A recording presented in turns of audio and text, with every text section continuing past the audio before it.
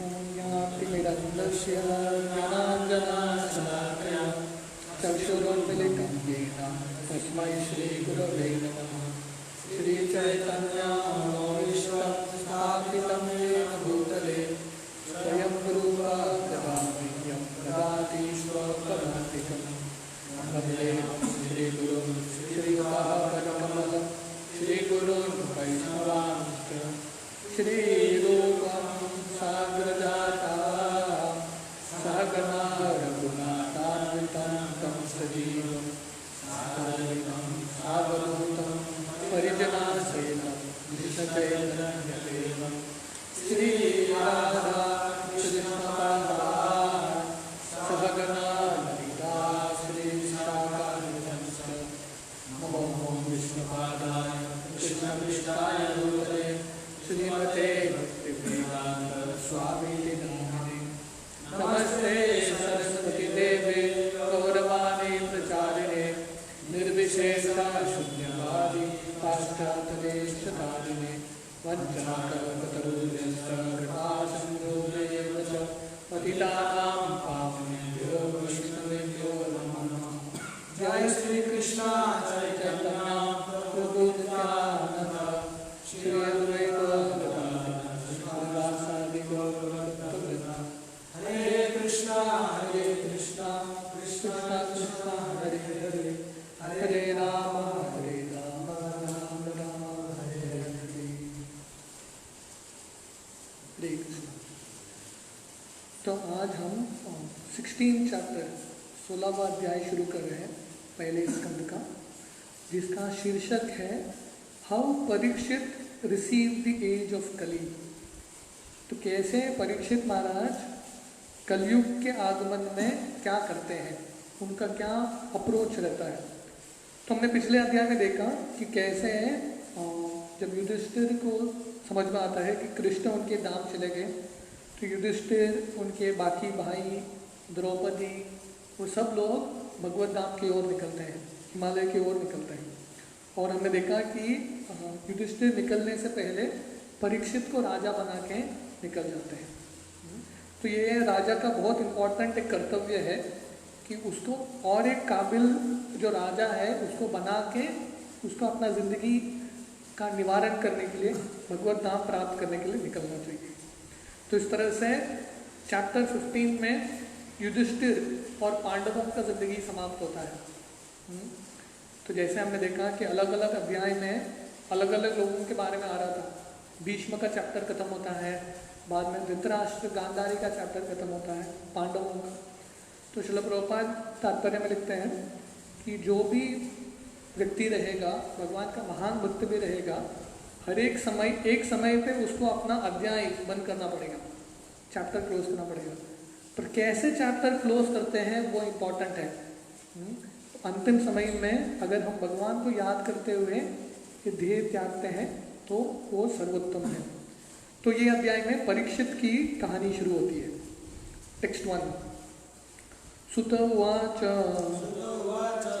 ततः परीक्षित द्विजवर्य शिक्षया महिं महाभागवत शशावः यथा हि सुत्याम् अभिज्ञातको विदा समादिशन् विप्रमहत्गुणस्तथा। Translation. Sutta Goswami said, "O learned Brahmanas, Maharaj Parikshit then began to rule over the world as a great devotee of the Lord, under the instructions of the best of the twice-born Brahmanas. He ruled by those great qualities which were foretold by expert astrologers at the time of his birth." तो सुत गोस्वामी परीक्षित के महाराज के बारे में बताते हुए बोलते हैं कि हे ब्राह्मण शौनकादि ऋषि, परीक्षित महाराज किस तरह से पूरे दुनिया का राज्य करते हैं, क्योंकि परीक्षित ऑलरेडी भगवान के महान भक्त हैं, और क्योंकि परीक्षित जो ब्राह्मण हैं, द्विज हैं, उनका आशीर्वाद लेके, उनका उपदेशों का पालन करते हुए राज्य करते हैं। तो ये बहुत इम्पोर्टेंट एक राजा का कर्तव्य है कि ब्राह्मण के उपदेशों के अनुसार उसको राज्य चलाना चाहिए। और जैसे परीक्षित के जन्म के समय अलग अलग एस्ट्रोलॉजर्स जो ज्योतिष हैं उन्होंने बताया था परीक्षित का गुण कैसा रहेगा, तो उसी तरह से परीक्षित ने अपना राज्य संभाला। Purport. At the time of Maharaj's birth, Maharaj Parikshit's birth, the expert astrologer Brahmanas foretold some of his qualities. तो परीक्षित महाराज के जन्म के समय जो ब्राह्मण हैं जिनको ज्योतिष आता था उन्होंने महाराज परीक्षित के गुण के बारे में बताया। Maharaj Parikshit developed all those qualities being a great devotee of the lord. तो इसलिए महाराज परीक्षित क्योंकि भगवान के महान भक्त हैं उन्होंने ये सब गुण अर्जित किया था। The real qualification is to become a devotee of the lord and gradually all the good qualities worthy of position develop. तो सबसे महत्वपूर्ण गुण क्या है? भगवान का भक्त बनना। तो भगवान का भक्त बनने से ही बाकी सब अच्छे गुण आने लगते हैं।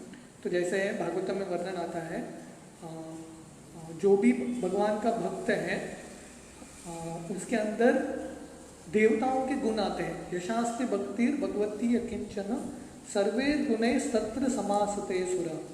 तो क्योंकि परीक्षित महाराज भगवान के भक्त हैं नेचुरली उसके अंदर सब अच्छे गुण आने लगे। महाराज परीक्षित वॉज अ महाभागवत और a first class devotee, was not only well versed in the science of devotion but also able to convert others to become devotees by his transcendental instructions. तो महाराज परीक्षित राजा ही नहीं थे, महाभागवत थे, फर्स्ट क्लास डिवोटी। तो यहाँ पे वर्णन आता है महिम महाभागवत शशाशः। तो सिर्फ राजा नहीं थे, महाभागवत थे, भगवान के महान भक्त थे। इसलिए भक्ति का ज्ञान उनको पता था, भक्ति का विज्ञान, पर वो दूसरों को भी प्रचार कर सकते थे। तो ये महाभागवत के लक्षण है, अपने जिंदगी में भक्ति का पालन करता है और दूसरों को भी करवाने भक्ति के मार्ग में प्रोत्साहन देता है। Maharaj Parikshit was therefore a devotee of the first order and thus he used to consult great sages and learned brahmanas who could advise him by the shastras how to execute the state administration. तो इसलिए क्योंकि महाराज परीक्षित उत्तम भक्त हैं वो बाकी ब्राह्मणों का सलाह लेते हैं। तो जो उत्तम भक्त भी होता है वो नम्र रहता है, उसका एक लक्षण है। तो ब्राह्मणों का सलाह लेके, और ब्राह्मण कैसे सलाह देते हैं? खुद के मत से देते हैं क्या? नहीं, शास्त्रों के मत से सलाह देते हैं। इसलिए जो शासन है शास्त्र से होना चाहिए, शास्त्र के आधार पे शासन होना चाहिए। तो यही सही शासन है। तो परीक्षित महाराज ब्राह्मणों के अधीन थे और ब्राह्मण शास्त्रों के अधीन थे। इस तरह से अच्छा सा राज्य चला रहे थे। Such great kings were more responsible than modern elected executive heads because they oblige the great authorities by following the instructions left in Vedic literatures. तो उस समय के जो राजा हैं परीक्षित, युधिष्ठिर, वो आजकल के जो नेता हैं उनसे सही कई गुना ज़्यादा श्रेष्ठ हैं। क्यों? क्योंकि जो महान भागवत है, जो महान भक्त हैं, उनके अनुसार चलते हैं और शास्त्रों के अनुसार उनका राज्य चलाते हैं। The rules and regulations were already set forth by great sages like Manu, Yajnavalkya, Parashar and other liberated sages, and the enactments were all suitable for all ages in all places. तो मनुष्य के लिए क्या rules है, क्या नियम है, राज्य चलाने के लिए क्या नियम है, ऑलरेडी सेट हो चुका है।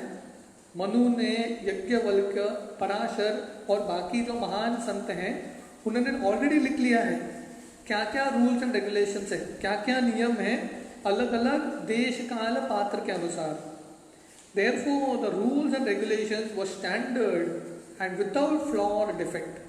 तो इसलिए क्योंकि महान संतों से जो मुक्त आत्मा है उनसे ये नियम आते थे, इसलिए ये नियमों में दोष नहीं होता था, ये स्टैंडर्ड था मनुष्य का। They did not, kings like Maharaj Parikshit had their council of advisors and all the members of that council were either great sages or brahmanas of the first order. तो महाराज परीक्षित का भी एक कैबिनेट होता था जैसे आजकल के प्रधानमंत्री का कैबिनेट होता है, तो महाराज परीक्षित का भी मिनिस्टर्स होते थे। पर मिनिस्टर्स कौन थे? ब्राह्मण थे और भगवान के महान भक्त थे। तो इसलिए मिनिस्टर से कर्तव्य क्या है? एडवाइस देना। अगर वो मिनिस्टर के पास ही बुद्धि नहीं है तो क्या एडवाइस देगा? तो इसलिए परीक्षित जब मिनिस्टर्स को चुनते हैं, उच्च कोटि के ब्राह्मण और वैष्णव हैं। They did not accept salary nor they had any necessities for such salaries. तो इसलिए ऐसे जो मिनिस्टर्स है ब्राह्मण है, सैलरी नहीं लेते थे, महीने का तनख्वाह नहीं मिलता था उनको। क्यों? क्योंकि जब तनख्वाह मिलेगा ब्राह्मण उपदेश नहीं दे पाएंगे। इसलिए चाणक्य भी, चंद्रगुप्त मौर्य के जो मिनिस्टर है, प्राइम मिनिस्टर है, उन्होंने कभी सैलरी नहीं लिया। तो ये कहानी आती है, एक बार एक चीन का व्यापारी चाणक्य से मिलने के लिए आता है, उसका कुछ पर्सनल चीज डिस्कस करने के लिए। तो चाणक्य कुछ लिख रहे हैं उस समय, राज्य का कुछ कार्य कर रहे हैं। तो उनके पास 2 दिया था, तो एक दिए के साथ लिख रहे हैं और उसको बोलते हैं थोड़ा रुको, खत्म करते हैं। वो दिया को बुझाते हैं और एक दिया को जलाते हैं और बोलते हैं अभी बात करो। तो चीन व्यापारी पूछने लगा कि मेरा प्रश्न से पहले आपने ऐसा क्यों किया? आपका ये प्रथा है क्या, जो भी कोई अतिथि आता है दूसरा एक दिया जलाना चाहिए? चाणक्य बोले नहीं, वो पहला दिया था, वो जो तेल है राजा देते हैं मुझे, राज्य से मिलता है, तो इसलिए मैं क्योंकि राज्य का काम कर रहा हूँ वो तेल यूज कर रहा हूँ। पर आगे अभी मेरा पर्सनल काम है, आपका निजी प्रॉब्लम है, इसलिए मैं दूसरा दिया यूज कर रहा हूँ और इसमें जो तेल है वो मेरा पर्सनल तेल है, राज्य का तेल नहीं। तो चीन व्यापारी समझ गया ये भारत की संस्कृति है।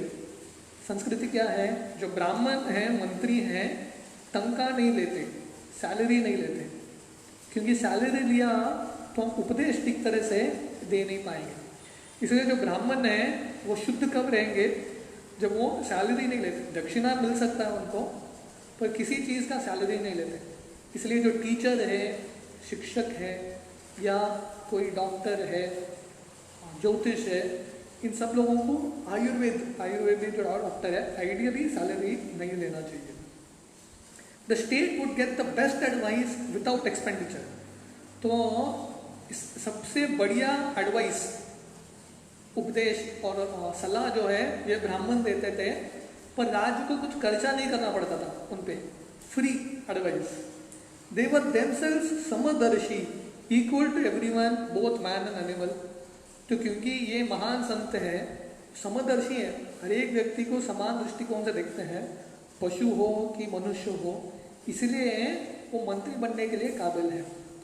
तो इसलिए बुद्धि से ज़्यादा संस्कृति और कैरेक्टर, शीलता इम्पॉर्टेंट है।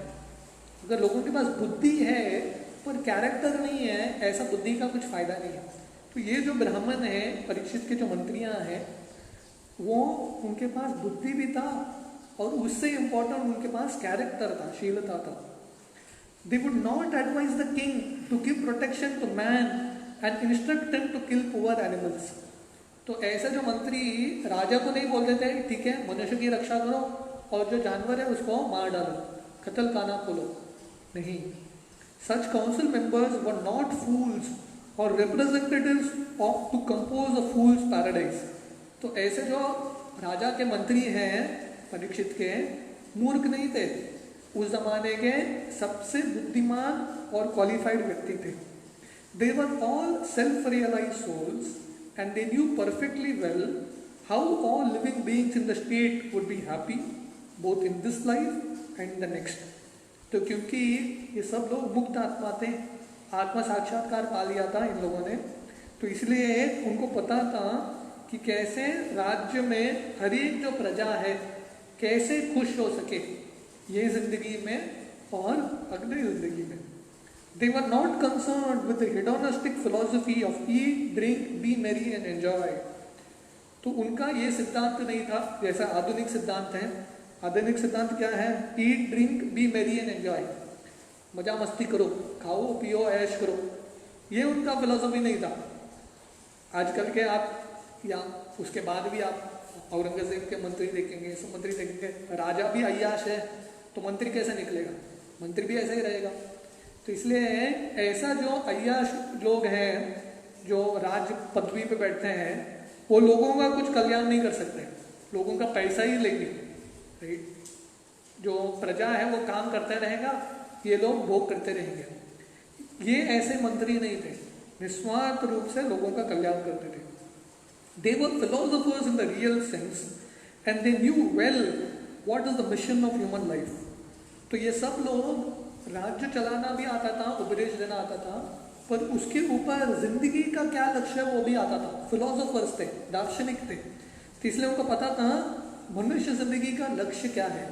वो लक्ष्य सामने रखते हुए राज्य चलाने का उपदेश देते थे। Under all these obligations the advisory council of the king would give correct directions, and the king or executive head be himself a qualified devotee of the Lord who scrutinizingly follow them for the welfare of the state. तो इस तरह से ministers का इतना qualification था, ब्राह्मण थे, बुद्धिमान थे, महान संत थे, आत्म साक्षात्कार पा लिया था उन्होंने, समदर्शी थे। हाँ, तो ऐसे जब ब्राह्मण परीक्षित महाराज को उपदेश देते थे, और परीक्षित महाराज भी साधारण व्यक्ति नहीं है, वो भी भगवान के महान भक्त हैं। ये श्लोक में वर्णन आ रहा है, महाभागवत है। तो परीक्षित महाराज इनका उपदेश स्वीकार करते हैं और उनके अनुसार राज्य चलाते हैं। The state in the days of Maharaj Yudhishthir और Maharaj Parikshit was a welfare state in the real sense of the term, because no one was unhappy in that state, be he man और एनिमल। तो परीक्षित महाराज के समय या युधिष्ठिर महाराज के समय सही राज्य था, जहाँ पे हर व्यक्ति कुशल मंगल था, हर व्यक्ति खुश था, क्योंकि उनको पता था कि सही राजा है। तो सिर्फ मनुष्य नहीं, जानवर भी खुश था। हम देखेंगे ये अध्याय में और अगले अध्याय में कि कैसे परीक्षित एक जानवर के प्राण बचाने के लिए भी जाते हैं। Maharaj Parikshit was an ideal king for the welfare state of the world. तो महाराज परीक्षित उत्तम राजा है। क्यों? क्योंकि भगवान के उत्तम भक्त हैं और उनके अंदर उत्तम गुण है, और उनके जो मंत्री हैं वो भी उत्तम है। तो जब तक राजा के पास ये सब चीज़ नहीं होता, जो राज्य चला रहा है वो भगवान का उत्तम भक्त नहीं है, उसके अंदर उत्तम गुण नहीं है, और उसके जो मंत्री हैं उत्तम नहीं है, राज्य उत्तम नहीं होगा, राज्य नीचे ही गिरेगा। टेक्स्ट 2 स उत्तरस्य तनया उपेयेम इरावतीं जन्मेयाद्यायतिश्चतुर्थर्ष तस्याम् उत्पादयत् सुतान्। Translation: King Parikshit married the daughter of King Uttara and begot 4 sons headed by Maharaj Janmejay. तो यहाँ पे वर्णन आ रहा है कि परीक्षित का शादी उत्तर राजा उत्तर के पुत्री से होता है। उत्तर राजा कौन है? विराट राजा के पुत्र या उत्तरा, जो परीक्षित के माँ है उत्तरा, उनके भाई हैं उत्तर। तो उनके पुत्री से उनका विवाह होता है और उनसे 4 पुत्र होते हैं। उनसे प्रमुख हैं महाराज जन्मेजय। Purport: महाराज उत्तर या उत्तर Kumar was the son of Virat and the maternal uncle of Maharaj Parikshit.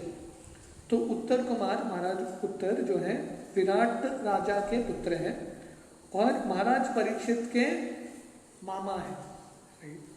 Iravati being the daughter of Maharaj Uttar was a cousin sister of Maharaj Parikshit, but cousin brothers and sisters were allowed to get married if they did not belong to the same gotra or family.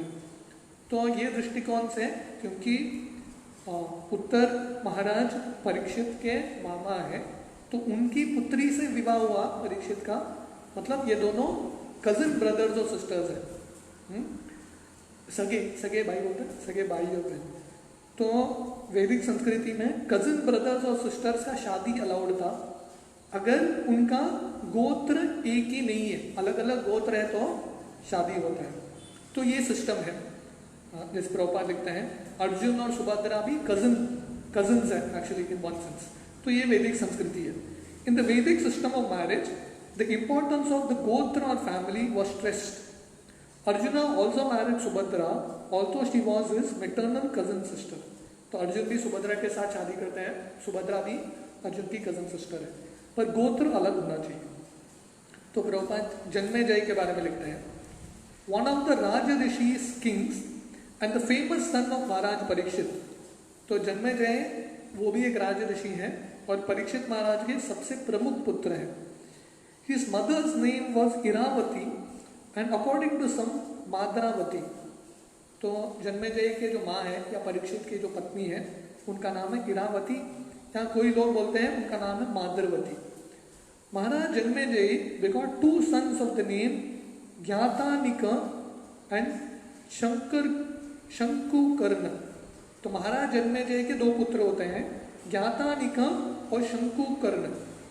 He celebrated several sacrifices in the Kurukshetra pilgrimage site, and he had 3 younger brothers named Shrutasena, Ugrasena, Bhimasena. तो जन्मेजय महाराज कुरुक्षेत्र रणभूमि में जो महान पवित्र भूमि हो चुका है, क्योंकि वहाँ पे कृष्ण का चरण कमल लगा था, तो महाराज जन्मेजय वहाँ पे अलग अलग यज्ञ करते हैं। और जन्मेजय के 3 छोटे भाई हैं, या परीक्षित के बाकी 3 जो पुत्र हैं उनका नाम है शुत्रसेन, उग्रसेन और Bhimsen. He invaded Takshila, Ajanta, and he decided to avenge the unlawful curse upon his great father. तो आजकल के अजंता या तक्षशिला पे वो आक्रमण करते हैं और उस पर विजय प्राप्त करते हैं। और महाराज परीक्षित को जो श्राप मिला था उनके पिता को कि तक्षक आके सांप आके उनको मारेगा, तो वो श्राप का बदला लेने के लिए, सांपों से बदला लेने के लिए वो एक यज्ञ करते हैं। He performed a great sacrifice called Sarpa Yajna to kill the race of serpents including Takshaka which had bitten his father to death. तो जन्मेजय को पुत्रों के इतना गुस्सा आता है कि तक्षक ने, सांप ने आके मेरे पिता को मार दिया, जो इतने महान भक्त हैं। तो जन्मेजय एक यज्ञ करते हैं, इसका नाम है सर्प यज्ञ। और यज्ञ से क्या होता है, वो यज्ञ करने से जितने भी सांप है दुनिया में सब आके वो यज्ञ कुंड में गिरते हैं और सब मर जाते हैं। तो जन्मेजय चाहते थे तक्षक के साथ पूरा सांप ही नाश हो जाए, पूरा कुल ही खत्म हो जाए। तो उन्होंने ये यज्ञ किया। On request from many influential demigods and sages he had to change his decision to kill the race of snakes, but despite stopping the sacrifice he satisfied everyone in the sacrifice by rewarding them properly. तो जब वो ये यज्ञ कर रहे थे और जब सब सांप आके गिर रहे थे तो सभी देवी देवता और ऋषि आके बोले नहीं, ये सही नहीं है, एक सांप की वजह से पूरे सांप का कुल को नहीं मारना चाहिए, आप रोक दो। तो जन्मेजय मान लेते हैं, यज्ञ को रोक देते हैं। फिर भी जितने भी उपस्थित ब्राह्मण थे वो सबको दान देके उनको संतुष्ट करते हैं। In the ceremony, Mahamuni Vyasdev was also present and he personally narrated the history of the battle of Kurukshetra before the king. तो ये और एक बहुत महत्वपूर्ण इतिहास है कि उसी यज्ञ में, सर्प यज्ञ में महाराज व्यासदेव भी उपस्थित हैं और वो सबके सामने महाभारत की रचना करते हैं। जो महाभारत हुआ था, पूरे महाभारत पहले बार व्यासदेव ने महाभारत लिखा है, पर पहले बार वो ये यज्ञ में रिसाइट करते हैं महाराज जन्मेजय के सामने। Later on by the order of Vyasadeva his disciple Vaishampayana narrated before the king the subject matter of Mahabharata. तो फिर से व्यासदेव के जो शिष्य है वैशंपायन, वो महाराज जन्मेजय को महाभारत सुनाते हैं। He was much affected by his father's untimely death and he was very anxious to see him again and he expressed his desire before the great sage Vyasdev. तो जन्मेजय को बहुत बुरा लगा और बहुत शोक किया कि मेरे पिता चले गए इतने कम उम्र में, और उन्होंने व्यासदेव से प्रार्थना किया कि मुझे मेरे पिता को देखना है। Vyasadeva also fulfilled his desire, तो व्यासदेव ने उनकी इच्छा को पूरा किया। His father was present before him and he worship both his father and Vyasadeva with great respect and pomp.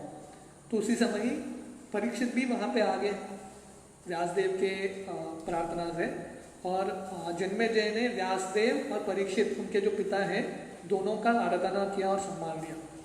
Being fully satisfied, he most munificently gave charities to the brahmanas present at the sacrifice. तो इस तरह से वो यज्ञ में जितने भी ब्राह्मण उपस्थित हैं उन सबको दान देते हैं। तो इस तरह से श्रील प्रभुपाद जन्मेजय के बारे में लिखते हैं। तो हम टेक्स्ट 3 से आज शाम को चर्चा करेंगे। हरे कृष्ण।